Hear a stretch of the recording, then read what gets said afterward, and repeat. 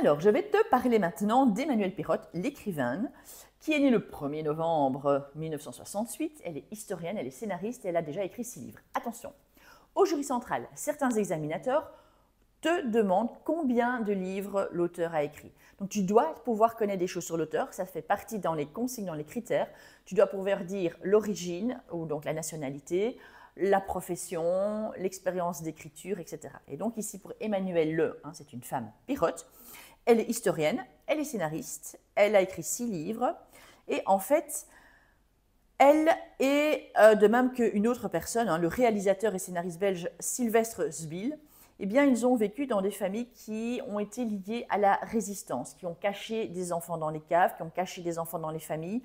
Et donc, ce sont des familles de deux côtés qui ont énormément parlé de ces histoires de résistants, de contre-offensive allemande avec les civils qui ont dû aller se recacher dans les caves quand les Allemands sont venus, ou bien de ces enfants juifs qui ont pris des fausses identités en devenant bien sûr de très bons catholiques avec des noms catholiques.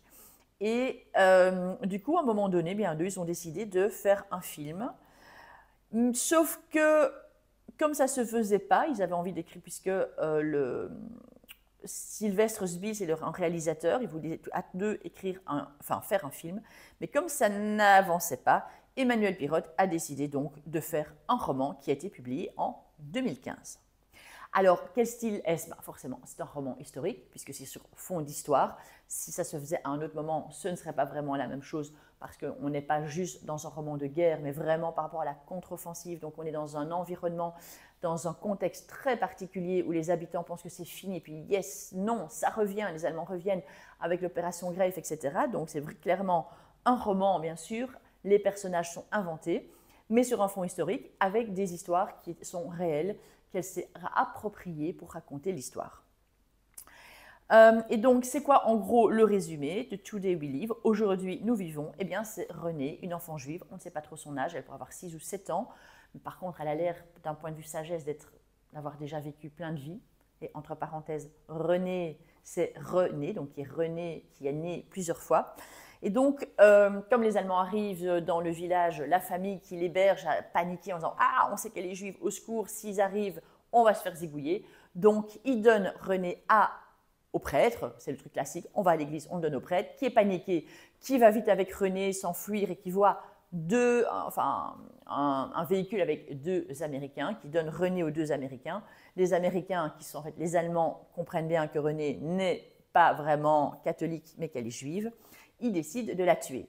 Sauf que Renée a de tels yeux qu'on ne sait pas pourquoi, enfin en tout cas le SS Mathias ne sait pas pourquoi, mais quand ils vont aller dans les bois pour la tuer, le premier soldat est incapable de tirer et Mathias, qui va la viser et qui est un gars qui n'a jamais eu aucune pitié, qui a fait des actes complètement horribles, il est insensible complètement, eh bien il se sent incapable de tuer Renée. Il y a son revolver qui va bouger de juste un tout petit peu.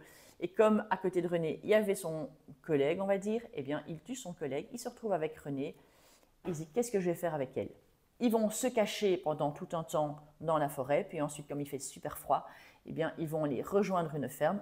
Mathias, il est dans l'opération Greif, donc en fait, il a vécu longtemps, lui, au Canada, c'est pas en Amérique, mais au Canada. Il a été accueilli par une tribu indienne, et donc il va se faire passer forcément pour un Américain. On comprend bien, dans la ferme, tous les habitants comprennent bien que Renée est une juive.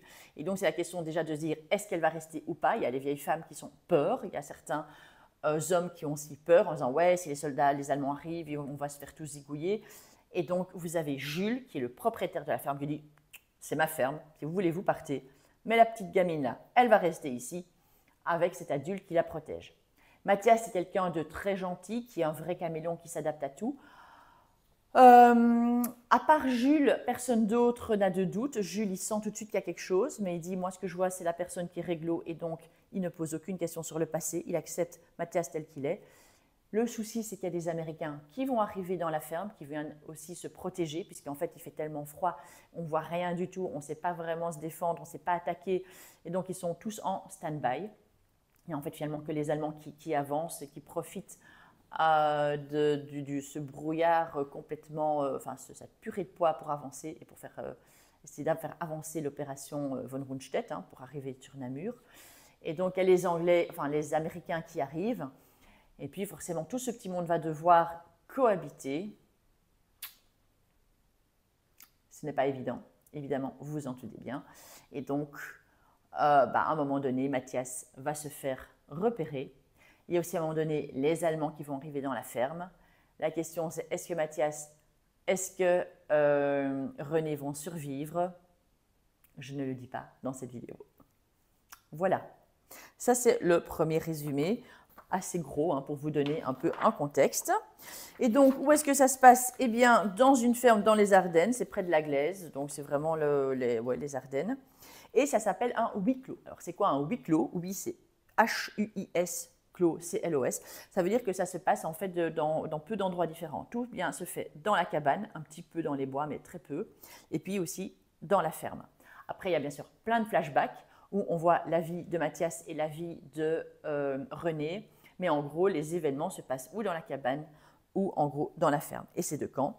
Ça se passe entre décembre 1944 et le printemps 1945.